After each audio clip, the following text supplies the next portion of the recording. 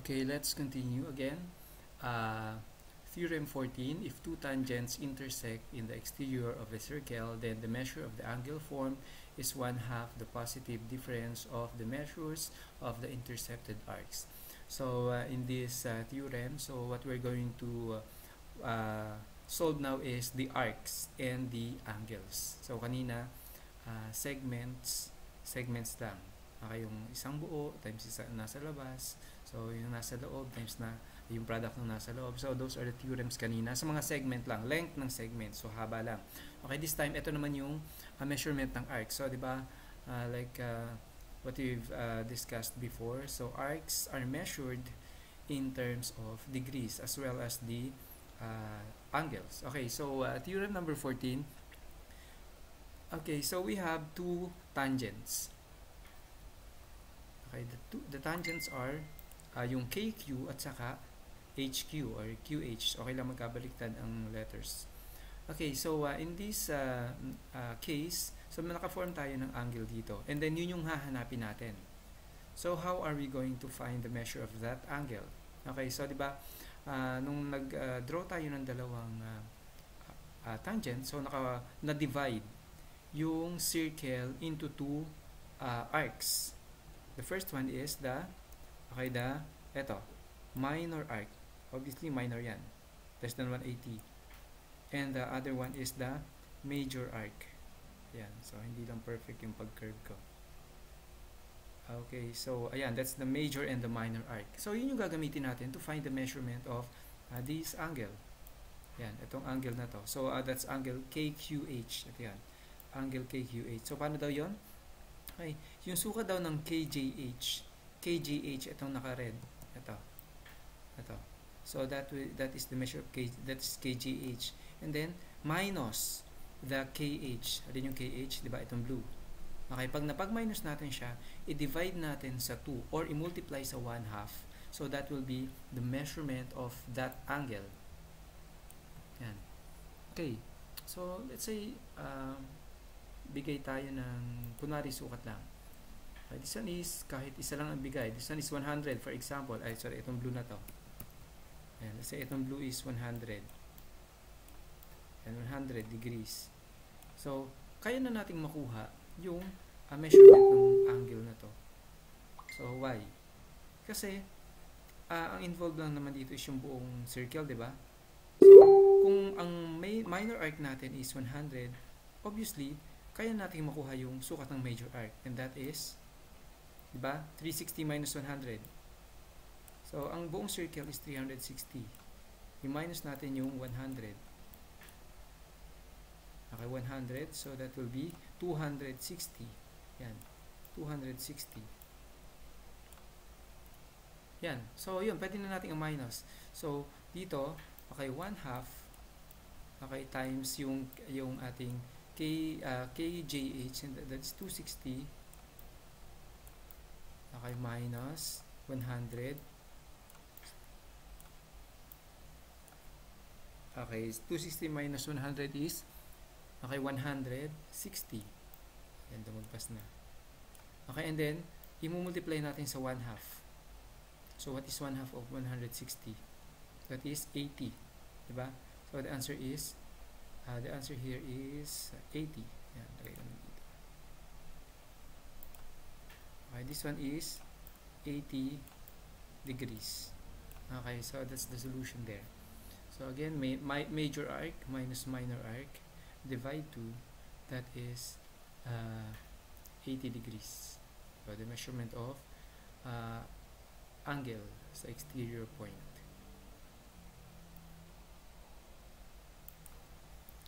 Okay, the next one.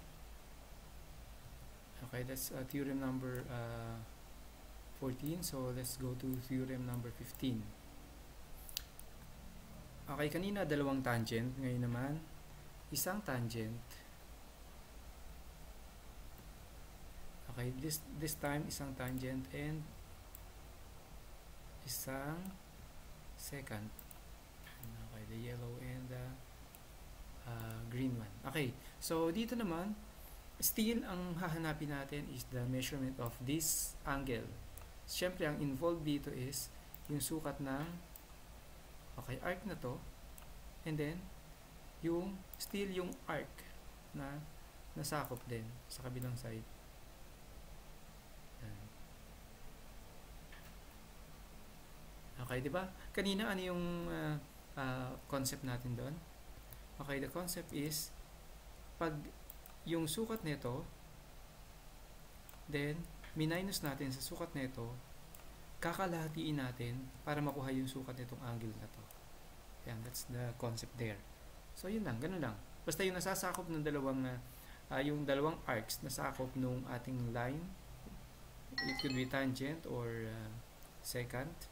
So ipag-minus, then i-divide sa 2, so that will be the measurement of the angle. Yan. Okay, so next natin, theorem number 16. Yan. Okay, so dito, theorem number 16, if 2 seconds intersect in the exterior point of the circle, then the measure of the angle formed is 1/2 the positive difference of the measures of the intercepted arc. Still, ganun pa rin ang concept. Okay? So, etong angle na to is makukuha natin pag kinalahati natin ang sukat ng arc na to, pag pinag-minus ang sukat ng arc na sukat nitong arc na mas malaki. Yan, hindi na. Okay, sukat ng arc na mas malaki. Then, sa sukat ng arc na mas maliit. Yan. Ipag-minus lang.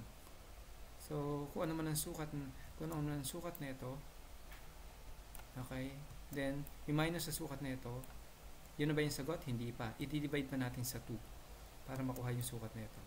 Okay, so that's 1/2 times 1/2. Okay, so that's theorem number 16. Yan. Okay, so sige, theorem number 17. Okay, still angle and arc pa rin ang pinag-uusapan natin. Okay, so this time ang angle naman is nasa loob na. Yan. Itong angle na to. Yan, ito. It could be ito or ito. Pwede rin naman na itong angle na to or itong angle na to. Okay, so paano naman daw kunin yun? This time, hindi na tayo magma-minus. This time, magpa-plus na tayo. Okay, dito sa given to, okay, WR daw. WR. That's arc. Arc WR. Yan. Plus arc arc XS. Yan, ito yon. Okay, ipag-add natin, i-divide natin sa 2 para makuha itong angle na to or yung angle na to. Pareho lang naman yan. So that's vertical angle. O, dito WR. WUR. So ito yung angle na nasa taas. Yan, ito. Okay, again, anong gagawin? Pag nasa loob naman yung angle, ipagpa-plus yung kanilang intercepted arc. Yan. And then, i-divide sa 2. O, i-multiply sa 1/2 o i-divide sa 2. Okay, gets yun? So, sige, bigyan ko na kayo ng example. So, let's say this one is 80. So, let's say 90. Yan, say 90 degrees. And then this one is 100 degrees. So, ano gagawin nyo lang? Ipag-plus nyo lang. So, 1/2, dito na lang, okay? So, yung angle na ito is pag kinalahati, pag i-add nyo yung dalawa, then i-divide sa 2. So, 90 plus 100, that will be ilan? So, that is 190. Then, i-divide natin sa 2. So, that will be 95 degrees. So, meaning, the measurement of this one is 95 degrees. As well as this one, 95. Yan. Okay, and then, pwede nyo na makuha itong kabilang side. Yan. Okay, so since these angles are supplementary, meaning their sum is 180. So meaning this one is 180 minus 95. And so you may, kung nagdududa kayo dyan, 180 minus 95. Okay, so the answer is 85. And okay, the answer here is, this one is 85 degrees. Okay, so syempre this one is also 85 since that is vertical angles. Yan. Okay, so that's theorem number 17. Okay, may isa pa. Theorem number 18. Okay, so this one naman is a tangent and a secant. Okay, in theorem number 18, if a tangent, yan, this one is a tangent. Okay, if a tangent line and a secant intersect, yan, on the at the point of tangency, then the measure of the angle formed is 1/2 the measure of the intercepted arc. Okay, so still ang hahanapin natin dito is this angle. Ayan. Or pwede rin ito, nasa kabilang side, pero dito muna tayo mag-focus sa unang angle. So, ang sukat ng angle na yan is 1/2 the measurement of the intercepted arc. So, nasa yung intercepted arc natin. So, ito siya. Ito. Yan, para sa angle na yan. Okay. Kung ano man ang sukat niyan, kakalahatiin nyo, that will be the measurement of this angle. Okay, let's say the measurement of this one is 100 degrees. Example lang. So, meaning this one is 50 automatic kasi kalahati lang siya. Okay. So, that is the theorem number 18. Okay, so, okay, let's try to answer this activity. Okay, what is the measure of LQM? Okay, nasan yung LQM? LQM, so this one is the angle formed outside. Okay, and then if LKM, so LKM, that's an arc LKM. LKM, so that's the major arc. Yeah, the major arc. And LM is 120. And then LM daw is 120. So that's the minor arc. Yan, naalala ko anong gagawin. Again, this one is 240. It's the measurement of the major arc. And then the minor arc is 120. Yan. So, gumawa tayo ng equation dito. So, measure of angle LQM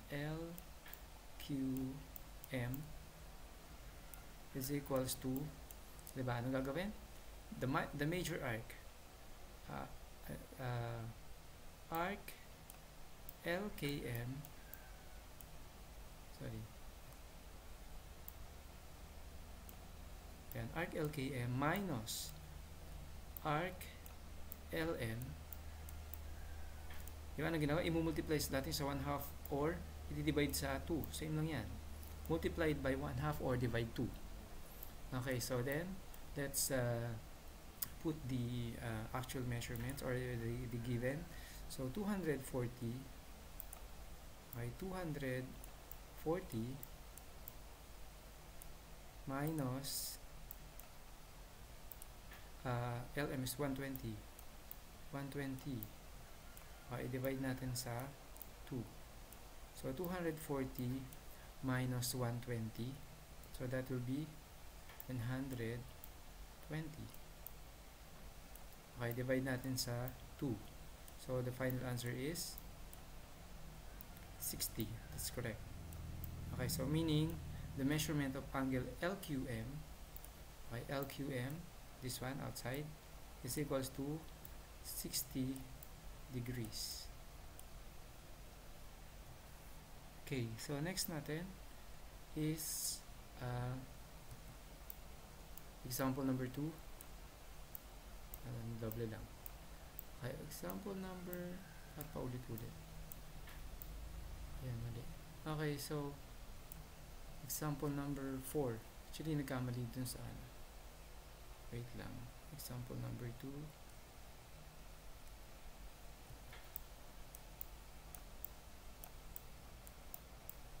Example number 2 and 3. Okay, let's continue with example number 2. Okay, so this one is a tangent and a secant.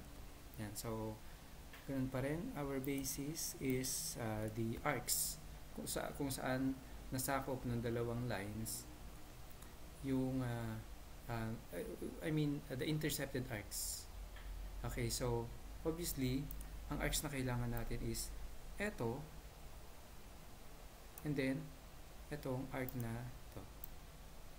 Okay, para makuha yung sukat ng angle na to. Okay, so what is the measurement of angle LGC daw? That's 149.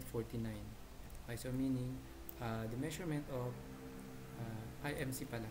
Okay, so dito ang hinahanap naman is yung MC, arc MC. Okay, so eto. Okay, and then ang given is eto at saka yung angle. So paano yan? Okay, so the measurement of angle LC, ganito lang ang solution natin. Yan, copyhin ko na lang to. Yan. Okay, the measurement of LC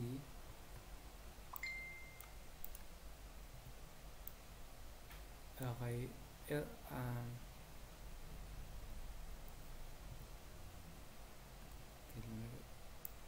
okay, the measurement of angle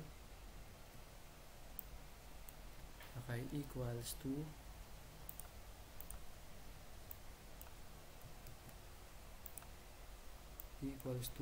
okay yung sukat ng major arc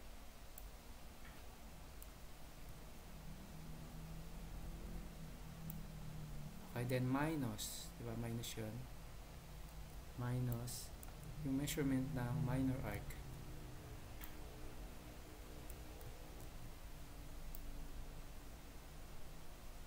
Okay, then i-divide natin sa 2. Okay, so yun yan. Okay, so this time iba naman ng given. So ganun pa rin. So we will use the same formula. So the measurement of the arc, ito yun. The angle, sorry. The measurement of the angle is equals to the difference of the minor arc, the major arc, the bigger arc, not necessarily the major. The bigger arc minus the smaller arc, then divide by 2. Okay, so since iba-iba yung given dyan, so andito, ang meron ay diba yung ating angle LSC, so is 39. So which is, okay, 39 degrees is equals to, ano yung major arc? 149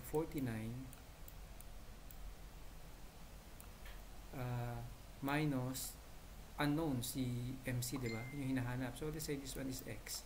So minus X. Okay, divide by 2. Okay, so that how are we going to substitute? So yan, 39, the measure of the angle is equals to 149 minus X, which is the unknown, divide 2. So the next step is we will multiply both sides by 2 para matanggal yung 2 dyan sa denominator. Okay, so meaning multiply natin si 2 kay 39. What is 39 times 2? So that will be 78. And 39 times 2 is equals to 78. And okay, so on this side we will put 78 equals to, so in this side na cancel na to, cancel na yung 2 dyan, so that will be 149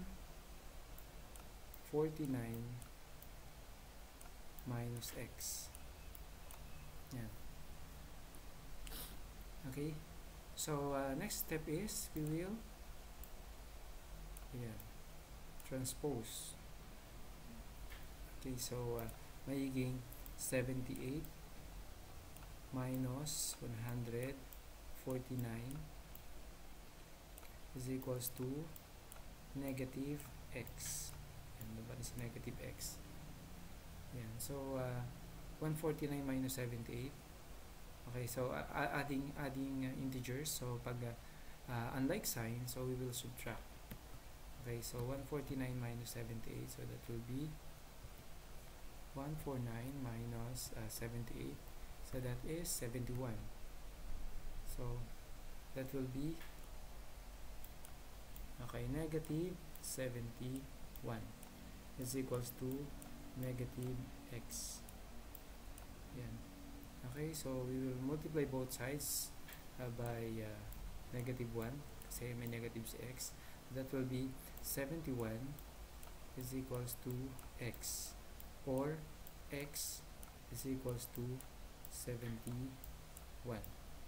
So that will be the answer. X is equals to 71. Okay, and that is degree.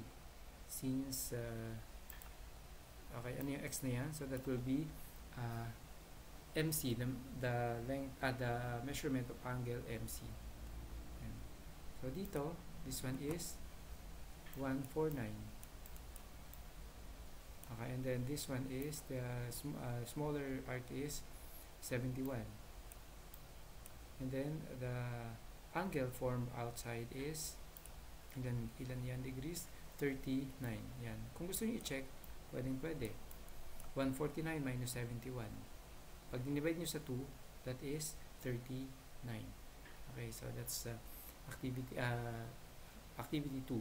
Example number 2. Okay, the next one is yan, using the figure, yan, what is the measurement of angle ABC if ADC is 160 and EF is 80? Ayun, madali lang. Okay, angle ang hinahanap. So, let's say, ito yung major arc, at the bigger arc. Okay, di ba ang gagawin? I-minus lang dito. And then, i-divide sa 2 para makuha itong angle na nasa labas. So, what's the measurement of this one? 160. Sorry, I'll make it red. Okay, 160 degrees. And then, this one is, the smaller arc is 80 degrees. So, obviously, pag pinag-minus yan, 80. And pag dinivide niya sa 2, magiging 40 degrees. Yun na yun. Okay? So, sige, example number 4. Ayan, so this one is okay, 2 second nasa loob. So, kung maalala nyo kanina, yung sinabi natin, ang kailangan natin is yung arc na dito. Anong gagawin? Ipa-plus sa arc na dito. Then, i-divide sa 2 para makuha yung angle nila. Okay, so wait lang. This one is PTR. Okay, so what is the measurement of angle PTR? So, meaning, ito pala yung tinatanong. Itong angle na to. Yan. So, this one is X. Yan. Yan yung unknown. So, obviously, meron naman tayong PR na 45. PR is 45 degrees. Okay, and then meron tayong QS na 49 degrees. Yan. 49 degrees. So, ano gagawin natin? Angle PQT, angle, the measurement of angle PTR, okay, equals, kunin ko lang itong mga symbol na to, equals, okay, the measurement of, okay, PR. Lagay ko na yan kahit may kinopya ko lang. So, supposedly, wala itong okay, yan. Okay, angle PTR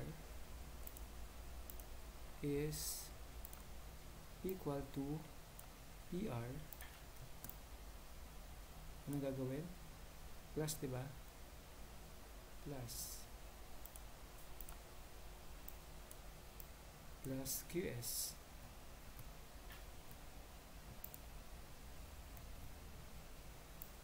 QS ko. Copy natin si QS. Okay, and then what we're going to do next is divide by 2. Yan. Okay, so pag sinimplify na natin yan, so angle PPR is equals to, PR natin is 45. Okay, plus ang QS natin is 40. 9, and then divide natin sa 2. So 45 plus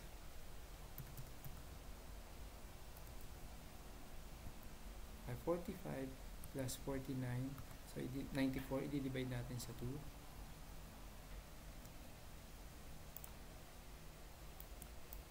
94 divide 2, so obviously that is 47. So meaning this one, okay, PTR is equals to 47.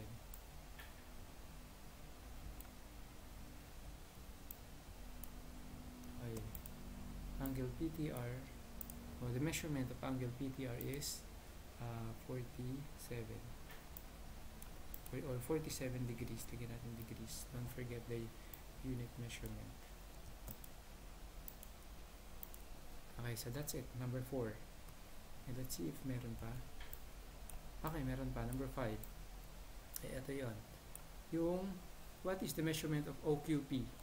Okay, this one is the angle. So dito, ito yung angle na tinatanong. So di ba ang kailangan lang natin is itong arc na to, yan, and then i-divide lang natin sa 2. So meaning 238. Okay, so the angle OQP, okay, equals siya saan?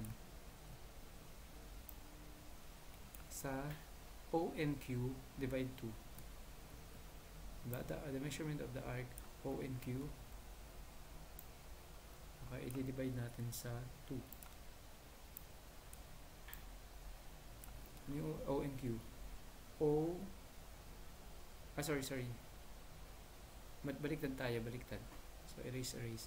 So ang kailangan natin is OQ, not ONQ. Okay, OQ lang. OQ. So we have arc OQ lang, divide 2. Okay, so since ang given natin is ONQ, the given is ONQ, and this one, the major arc. So ang kailangan natin is ito, yung kailangan nating arc na itong arc na minor arc. Okay, so paano makukuha yun? So 360 minus 238 para makuha yung arc na kailangan natin. So 360 minus 238, so that will be 112. Obviously this one is 112. Ayan. Okay, so and then 112, anong gagawin lang natin? Kakalahatiin lang natin. Okay, so you will get the half. So 112, okay, 112, okay, divide 2, so that will be, okay, 56 degrees. Okay, so the measurement of angle OQP is 56 degrees. Okay. Okay, so the measurement of angle OQP is 56 degrees.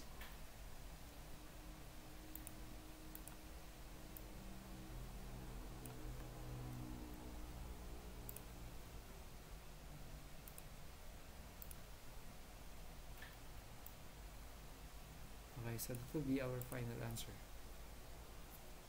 Okay, that's example number 5.